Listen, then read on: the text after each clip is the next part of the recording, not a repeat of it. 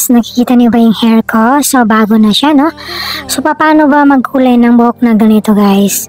Ito ay burgundy, kaya siya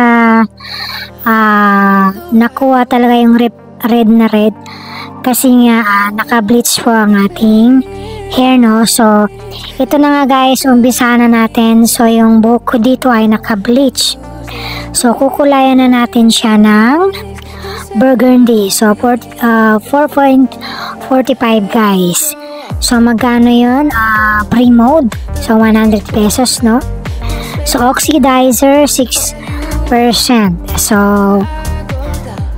100 pesos kasama na po yung pangkulay dyan sa mga Watsons or dyan sa mga kapitbahay nyo na nagtitinda ng pangkulay ng buhok. So ayan na nga guys, umpisahan natin at ilagay na natin dito sa baol. At umpisahan na natin. So goodbye na yung bleach natin, no? Dahil kukulayan na natin siya ng burgundy. So isa po siyang maroon. So nakuha talaga yung kulay niya guys, na kulay pula, no? Dahil naka-bleach nga ang ating hair. So sawang-sawa na ako sa bleach. So mag-gloves pala tayo dito guys, no? Kasi makakasira ng kamay yung pangkulay ng buhok. So binili ko lang to guys. Dito lang sa kapitbahay namin at malapit kasi kami sa palengke.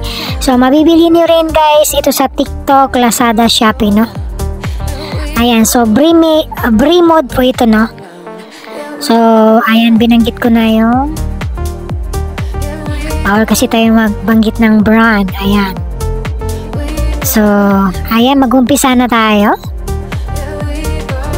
So, ayun na nga guys. At naglagay na nga tayo ng pangkulay. At bibilangin natin ng oras. So, it's almost 30 minutes. Ayan na po yung resulta.